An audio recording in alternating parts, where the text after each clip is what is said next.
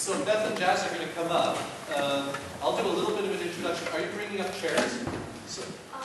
Oh, I think you should. It'll be much more comfortable if you do. Just bring up any two chairs from the back. We're going to bring the couch in and make it really sort of fireside chatting. Very fun. Just maybe a couple of ones from the back. You good? Yeah. What's truly remarkable, and it's one of the things that sometimes I sort of shake my head in it's good. Not bemused, but I'm not really sure how to describe it. Talking to some of the youth group members, and others actually, about what they're capable of doing in terms of transforming unjust structures in societies and all the rest of it. One of the things that gets me, is it not announced about the refugee family last week? It didn't exist last week. No. You know that family that the youth group have been raising money to support being sponsored to Canada? The church was short 10,000, and we committed to the 10,000, asked somebody to lend the money so that it could be fronted, because family there in Damascus, and it's a really dangerous situation. Anyway, we sent 4,000, then we sent another check for 3,500, and with what other pledges have been, last week the documents were signed. They were sent to Winnipeg, and they're signed. And so by the middle of November, this family is going to be over in Canada. You know, and it's like, that's enormous. Like, you're listening to the news, right? Like, it is literally the case. Like, you can't go for 100% certain because we don't live in parallel universes, but it's entirely possible that if it wasn't for what this youth group did and is doing, these people would not survive till the end of the year. And that's not hyperbole for the purpose of a sermon or an address. That's just real, given what's going on in Damascus. So the power to transform. And I think sometimes in the church we take things so superficially and also so for granted that we really fail to realize that what the business that we're in is the transformation business. Our own inner transformation and the transformation of structures in society that are not just. And so that's one of the things that we've developed over the years in youth groups. So, with that as an introduction, now you're all sitting here comfortable. I got to tell you about Jess. She sort of went a little pale earlier on when she didn't realize that she was talking in front of the whole congregation. But she thought you were just talking to teenagers. Is that right? No, I thought that it was going to be like a afterwards kind of... Oh, just an afterwards chat. It's equally informal. It's equally informal. This is a very informal church. Somebody might have pulled up their coffee cup and said cheers. I didn't get a coffee yet. I didn't get a fun either. You didn't know any? No. She'd be a lot more relaxed if she had coffee. So, let's get on with this starting sound of youth group. Anyway, so I have known Jasmine for, do you remember when we met? What was, just out of It was curiosity? music camp, no? That's right, it was The music camp. very first one. Really? The very first No. music camp. No, Yeah. because Tessa Yeah. went to music camp. Eh? Tessa went to music camp. I thought it was the first one too. No, you danced to my dancing, I'm sure of it. Yeah. Well, okay, it's okay, Bert. You're on next week. Lots of So, yeah, I think that's the first time that I actually met you. Tessa Jones, some of you will remember Tessa. Tessa used to be, well, as small as she used to be, and now Tessa's as grown up as she is. And they showed up to help out with music camp and doing a little demonstration of Irish dancing. It was really, really great. You don't remember the demonstration of Irish I have pictures. You were adorable. Because you were adorable. And one of the ways that St. Mary's has evolved over time, and it's been intentional, it hasn't been, you know, oh, how did that happen? We have intentionally created contacts and links with the community and people in the community and friendships and all the rest of it. So through the friendships, that's what it was, with Tessa, primarily, right? Jasmine, her name is Jazzy Girl. I call her Jazzy Girl, Jasmine. I have nicknames for anyone. Jake. Anyway, started getting involved in her youth program. You attended youth group for a while. Yeah. And do you have, just out of curiosity, any memories of youth group that jump out at you? Please, at least have one. We went to Toronto to see Yeah. Bishop. The Archbishop. Because. The Archbishop. Bishop. Bishop, yeah. Because we wanted to raise money for the refugee family, and he gave us a... Okay, talk about it, okay? Oh, sorry. We Yeah. went to see the Archbishop in Toronto to raise money for the refugees, the first family, and he gave us a lot of money, so it was it was a successful trip. It was a successful trip in many ways, and your picture was in the paper. Yeah. That was, well, I guess it's kind of cool. So that's one of the things you did. Yeah. Anything else? Memories? Soup and baguette lunches. Oh, soup We were lunches. doing that a lot. Okay. Yeah. Were you part of the Kiva thing when we started? Not when you started it, but I remember like my first youth group meeting, we all went up and like chose who we were going to spend money, and I was like, what? We're spending money? I thought it was really cool. That still is cool. Okay, so that's a little bit of the history. And then, of course, as many do, sadly, you sort of... She grew up. Yeah. Not youthful anymore. Oh, yes. Compared to me, you are youthful. So, Bethany's going to take over and talk about some of the things you're up to now, et cetera, et cetera, et cetera.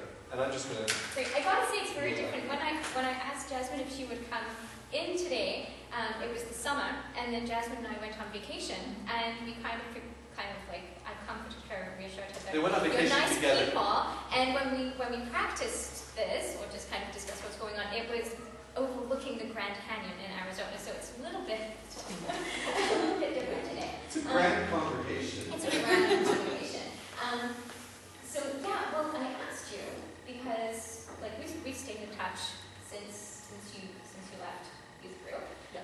And then we were chatting last year, and you were telling me about this thing that you were trying to organize. And then later on, I asked you, oh, like how did that work out? So, and that's why I asked you to come today. What was it that you did? Okay, so I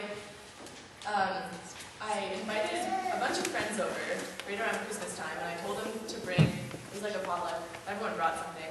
And I also said, bring a contribution, and we're going to pick an organization, and we're going to give them money. And I suggested like $10 to $15, but a lot of people ended up giving like 20 and more, which is, I think it's a lot for students who are in Asia, $20. And then we all got together, so everyone gave their money. I think we had like $450 in total. And we all sat in front of my computer, and we had like a huge debate about which organization to give the money to. And we talked about like Red Cross, some of the more local ones, Non-Active, and we ended up with World Visions. And so once we had chosen that, we were going through everything that we could give, and we were doing votes and tallying up which kind of things we were going to spend our money on, and it was a lot of fun, and then we all had food, and we had a good time, and it was like a Christmas thing.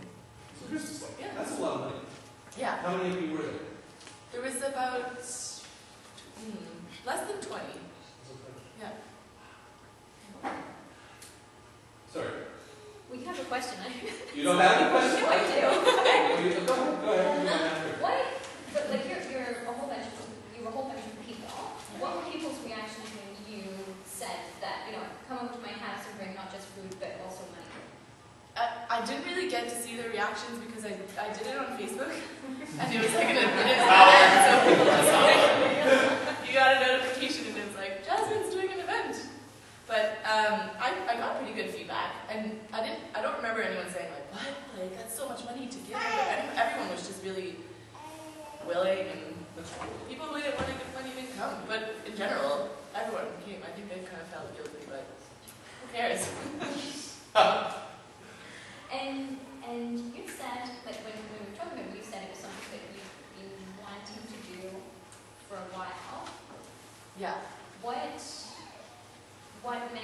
made it so that like last year was a good time to do it?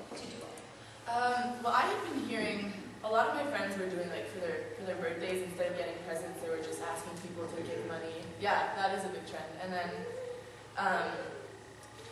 just having been in youth group for a while, I think it clicked that small groups of people can also raise a lot of money, and it doesn't have to be like an immense amount to make a difference. All you can do is go on the website, and $450 is, it's not like huge, but it's still, yeah.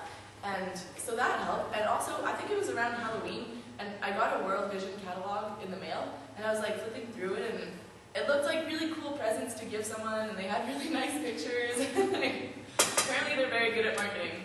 But that's why it came to me. So can you recall, did you just give the money generally to World Vision, or did you designate like 3 sheep of goats as part of it? Yeah, no, we chose each What one. did you choose? Just out of curiosity. I should have. Well, I should have went and found that, but we did like clean water for either a village or a family, but probably a Because family. the village is 15,000. Okay, no, it wasn't a village. We did educate a girl. We did agriculture packs. I think we did some animals. Yeah, it was pretty varied, but we spent a lot of time deciding. That was fun.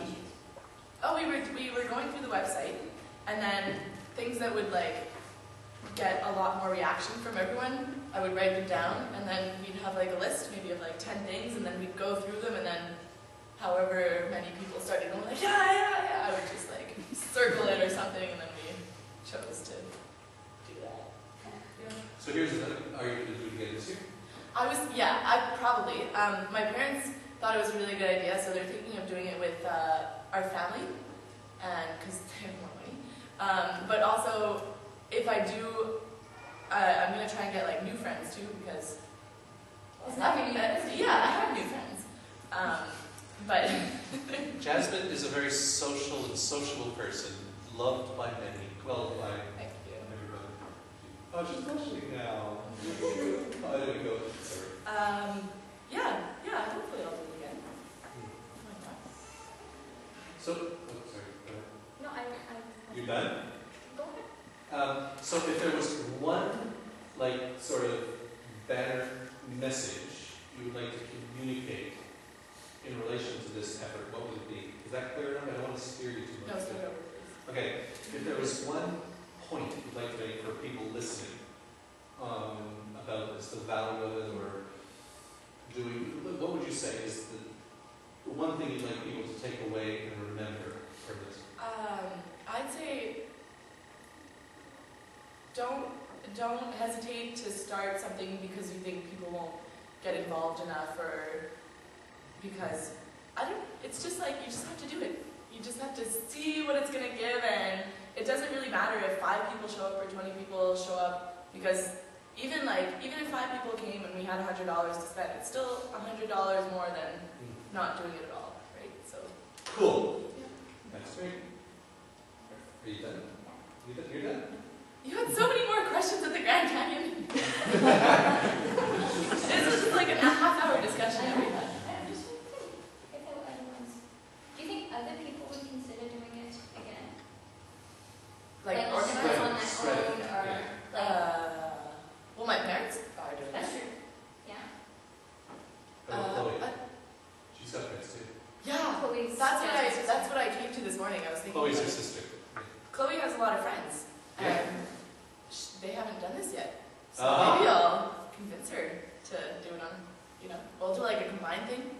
More people. Yeah. So, that's how it works, that's how it goes. We could keep just sort of chatting down, but then we lose our focus, and they go say, well, they went on a long time. And if they're right now, they're going to be very happy that the sermon is over in half the time that it normally takes, except it's not, because I'm going to add something. But Jess, that's great. And yay, for you. Thanks for coming in. Yeah, and you're hanging around, right? You're going to have soup, Yeah. you're going to sell some. We have paid the bill, for those who saw the, thanks. You go back now and read the whole rest of it.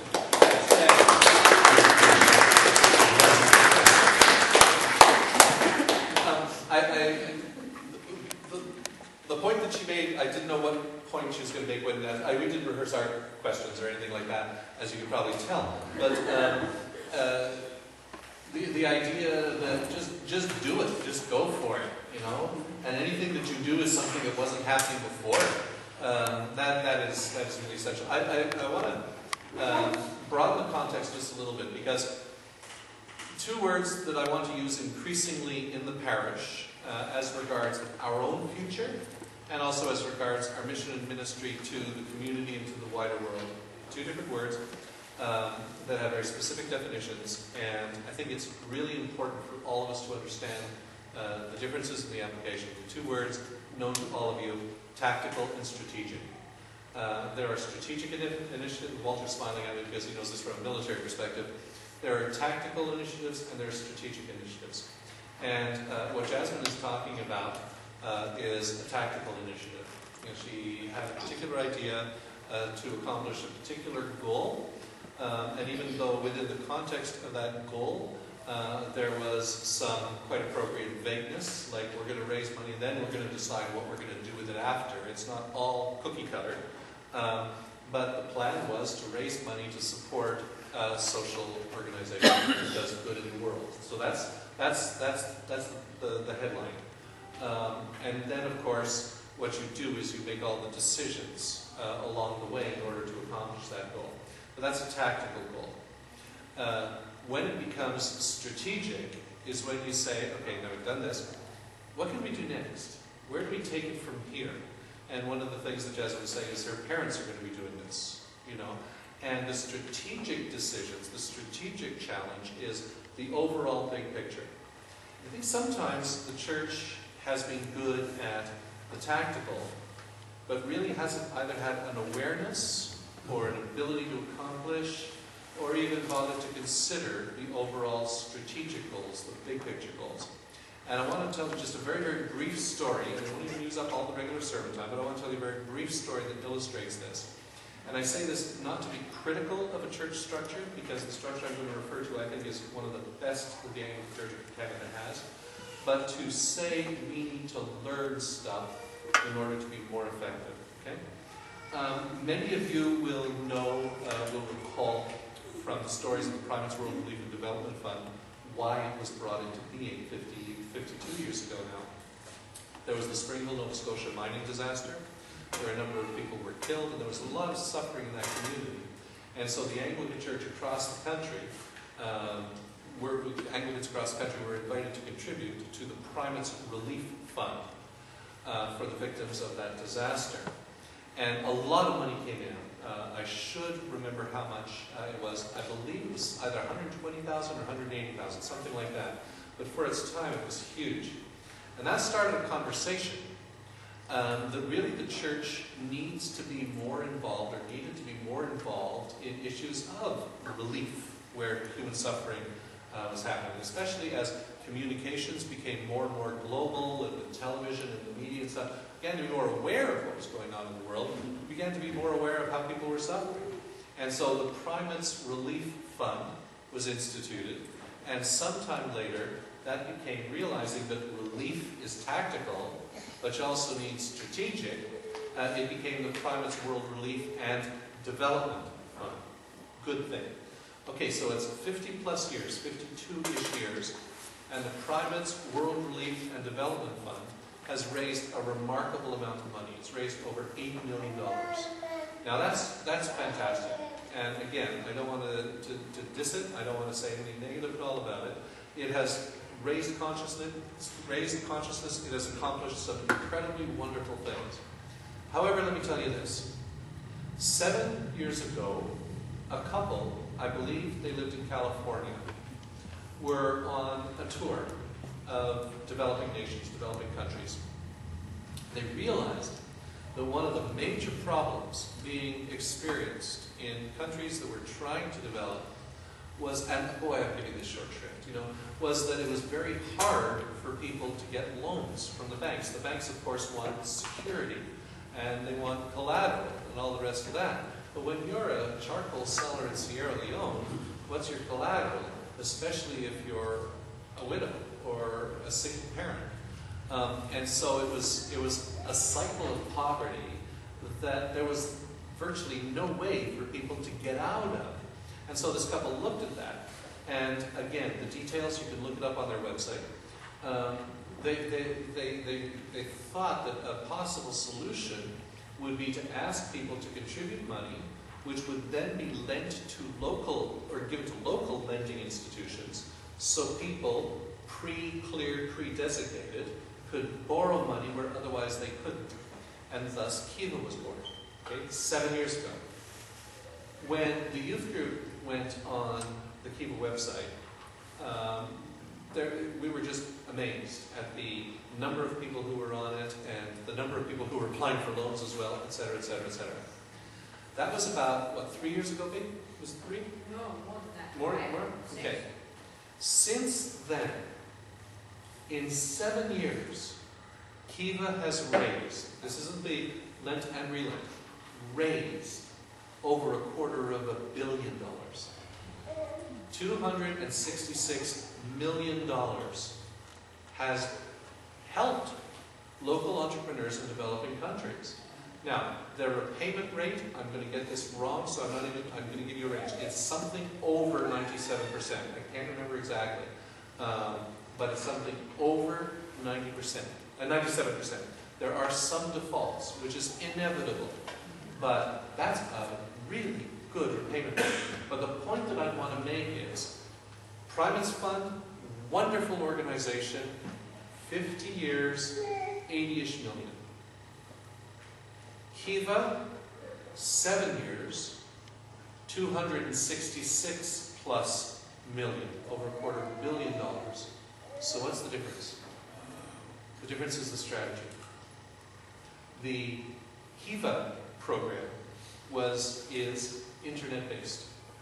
And as a result of that, their congregation is every single person on the planet.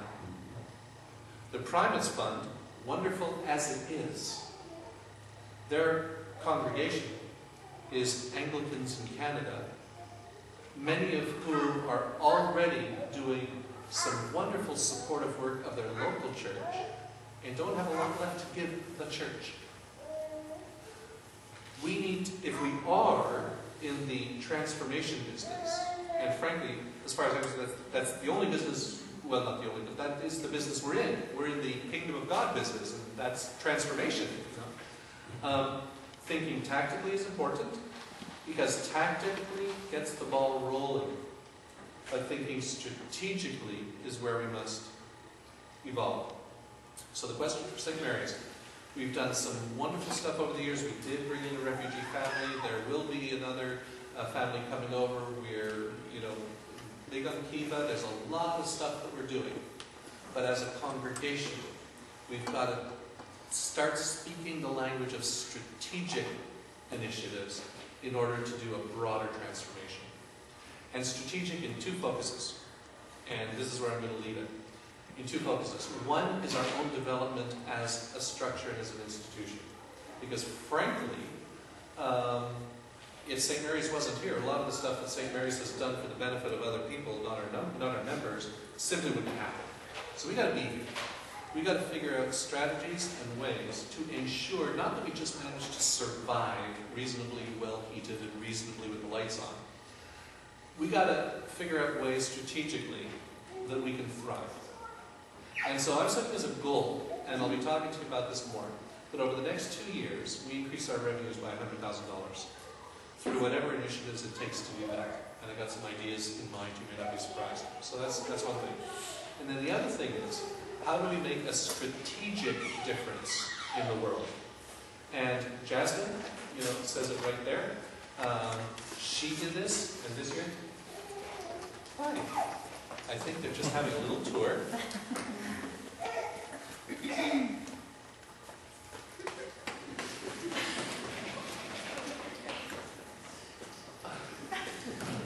That was adorable. That was just adorable. Annie came to get her binoculars. But you note how quiet they were and all this stuff, so that's great. So now, of course, never try to upstage a kid. You'll lose every time. But Jess spoke of a tactical initiative that she did, and now it's branching out in strategic. St. Mary's has lots of tactical things that we've done. Wonderful. I think we need to think strategically as well, and how do we invite other people to participate so that the work, the transformative work of the kingdom goes on. So that's on the agenda for the near and maybe a little bit more distant future as well. So thanks, Jazz. You said, in all the context, it is absolutely fantastic. I'm glad you had a wonderful time at the Grand Canyon, and I'm glad you weren't terrified sitting in front of this wonderful group of people talking. That's it for now. Tom has something to say. Yeah, I can't help.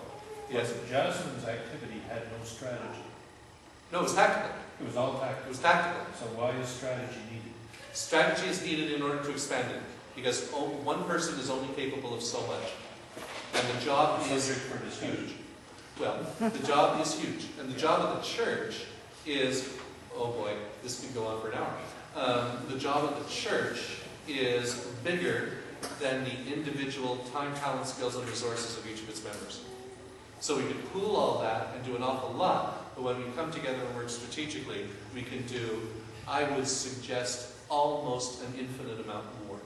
It just spreads and spreads and spreads and spreads. I suspect Tom and I are going to be having a conversation. So anyway, that's it for the sermon time today. The kids are going to be in